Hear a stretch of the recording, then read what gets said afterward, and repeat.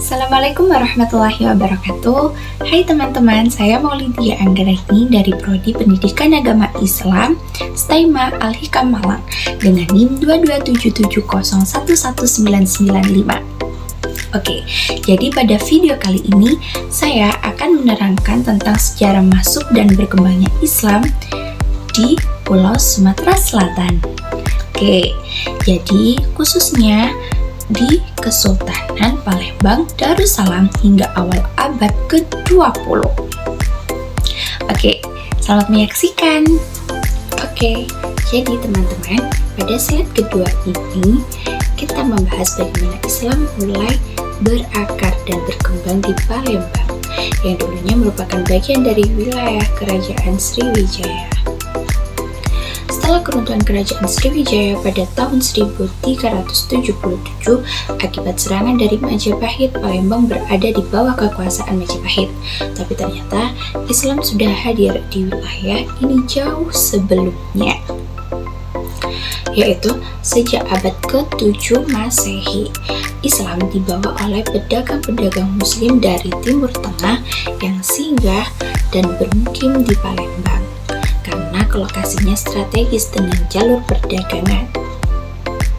Kemudian, Kesultanan Palembang Darussalam secara resmi didirikan pada tahun 1547 oleh Pangeran Sido Ing Lautan, seorang keturunan Raden Fatah dari Kesultanan Demak.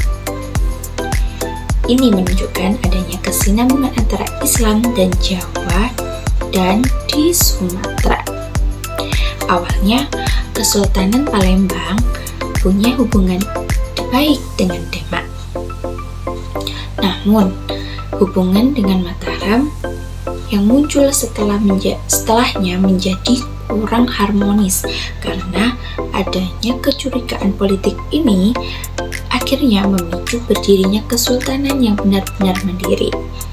Seperti yang kita bahas pada slide berikutnya. Jadi, dari sini kita bisa melihat bahwa Palembang adalah salah satu wilayah penting dalam sejarah penyebaran Islam di Indonesia karena telah menjadi pusat pertemuan perdagangan, politik, dan dakwah Islam sejak masa awal. Seperti itu. Oke, jadi teman-teman, dalam bagian ini kita membahas wilayah historis Palembang yang ternyata jauh lebih luas dari sekedar kota Palembang yang kita kenal sekarang. Ya, secara sejarah yang dimaksud dengan Palembang itu tidak hanya mencakup wilayah kota, tapi juga mencakup daerah yang dikenal dengan sebutan Batang Hari Sembilan dan negeri luar. Oke, wilayah-wilayah ini sekarang mencakup seluruh provinsi Sumatera Selatan dan bahkan Kepulauan Bangka Belitung. Pandangan ini diperkuat pada masa kolonial Belanda, yang mana wilayah tersebut dibagi menjadi dua keresidenan.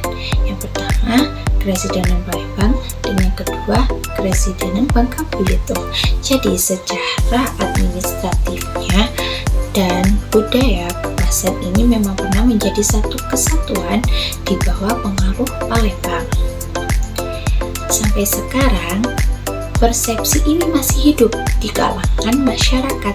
Banyak perantau dari berbagai daerah di Sumatera Selatan dan Bangka Belitung ketika ditanya asalnya dari mana? Dari Palembang. Nah, ini jawabannya menunjukkan bahwa identitas Palembang sebagai pusat sejarah dan budaya Islam masih sangat melekat, bahkan di luar batas wilayah administratifnya. Oke, selanjutnya pada slide ini yaitu saat Sultan Abdurrahman memproklamasikan Kesultanan Palembang Darussalam sebagai kerajaan yang mandiri. Awalnya Kesultanan Palembang memiliki hubungan yang kurang harmonis dengan Kesultanan Mataram. Mataram saat itu mencurigai adanya niat Palembang untuk membalas dendam secara politik. Mengingat Palembang punya hubungan kuat dengan Demak, kerajaan Islam pertama di Jawa. Nah, karena situasinya makin tegang ya. Pada tahun 1659 Sultan Abdurrahman mengambil langkah tegas. Beliau menyatakan bahwa kerajaan Palembang berdiri sendiri, tidak ada lagi berada di bawah pengaruh Mataram. Proklamasi ini menjadikan Kesultanan Palembang Darussalam sejajar dengan kerajaan-kerajaan besar lainnya seperti Mataram dan Banten.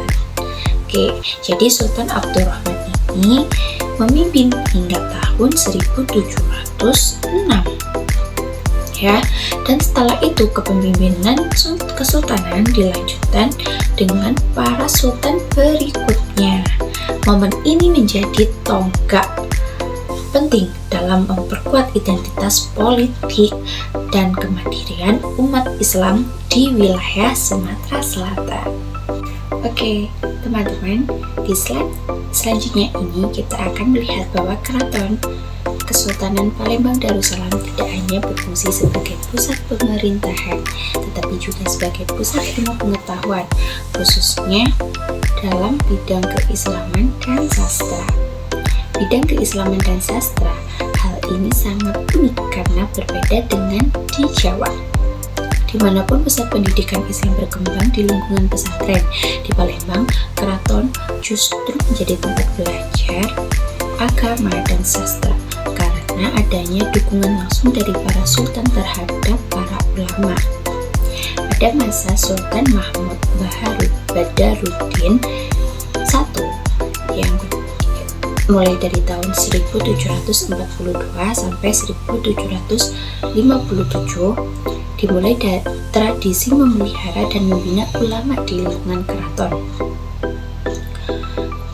Dari sinilah muncul tokoh-tokoh intelektual seperti Syekh Shihabuddin dan Abdullah Muhammad dan Kemas Fakhruddin yang menulis dan mengajarkan berbagai ilmu keislaman.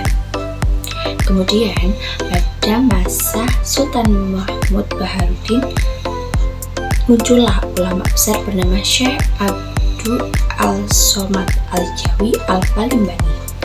Beliau dikenal sebagai seorang ulama yang sangat berpengaruh, bahkan hingga ke luar negeri.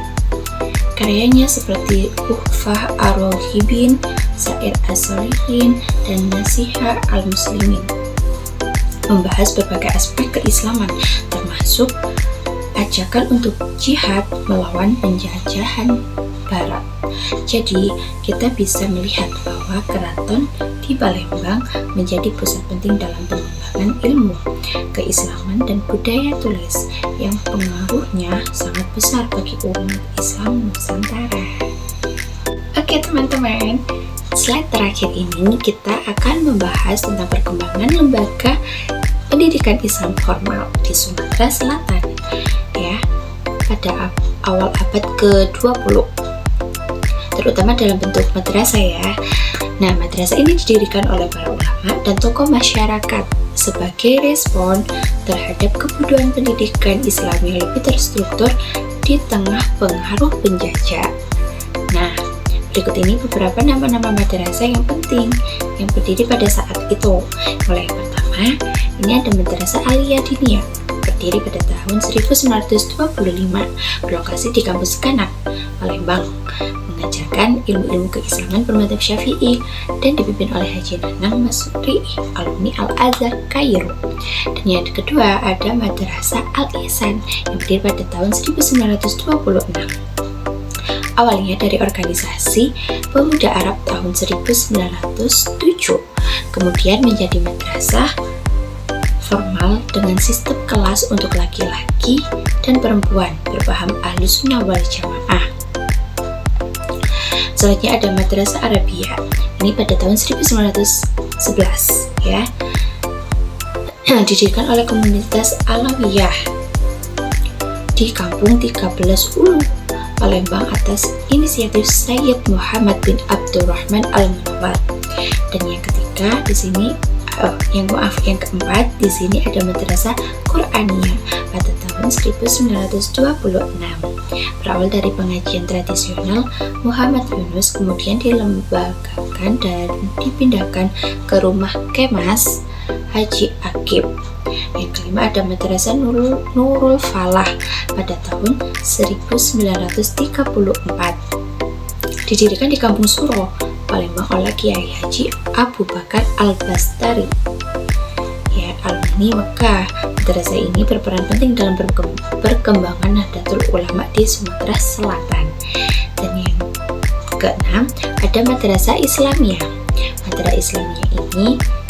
Madrasah Islamiyah Tanjung Raja pada tahun 1925. Ya, yang terletak di Desa Tanjung Raja, Okan Hilir. Didirikan oleh Haji Malian dan menganut paham Ahlussunnah wal Jamaah. Jadi, madrasah ini menjadi bukti bahwa pendidikan Islam di Sumatera Selatan itu berkembang pesat secara mandiri dengan dasar keilmuan kuat dan jaringan ulama yang internasional seperti dari Mekah dan Kairo. Seperti itu teman-teman. Baik ya, sekian yang bisa saya sampaikan dari video kali ini. Semoga bermanfaat.